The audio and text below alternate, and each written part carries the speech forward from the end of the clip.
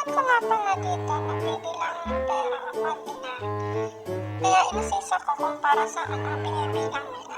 Pala sinabi sa sagana nun, sa darating na 24. Kaya pala, busy-busy ang dalawa.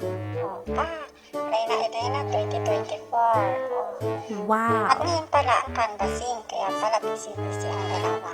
At dahil na-canvassing nila ngayon, sinamahan namin ni Bunso, si Nanay, papuntang simbahan upang magbilangan. At kami nga ay pinalad at naglakad sa tanghaling tapat. Nag-umpisa na nga kami maglakad tatlo papuntang simbahan dahil yung service namin ay gumala nang walang paalam.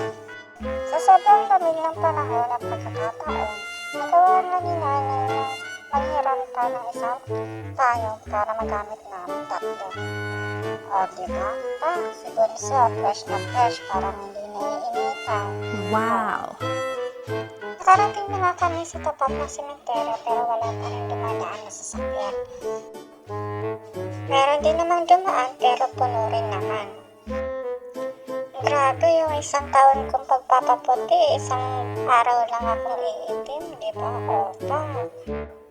Matapos nga isang taong paglalakad ay ibig ko sabihin ay isang oras na paglalakad pala ay nakarating din kami sa simbahan. Ito nga pala ang St. Joseph Parish dito sa Caglilion. Search na nga lang, may Google Map naman din. At ngayon nga ipapasok na kami dahil magsisimula na ang bilangan. At natapos na nga ang bilangan ay nag-ikalima ang aking nanay kaya happy yan. Wow! Out of 10 candidates, nag-ikalima siya kaya at least. At ang title na nai-assign sa kanya ay Reyna Esther. Kaya binibiro ko na magdadala siya ng itlog. Isang tray na itlog. Paglabas namin ng session hall, agad namin pinag-usapan kung ano ang kanyang dadalhin na arko. Ang sabi ko ay magpayong na lang siya at lalagyan namin ng itlog at mga sisiw. At magdadala din siya ng isang tray na itlog.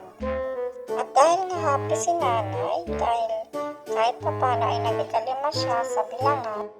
O tingnan mo naman, para mga kandidato na. O diba, opa. At sa wakas dumating din ng service. Opa, pinantula ang aking tatay. Kala namin papalakarin pa kami pabalik ng bahay. O diba, opa.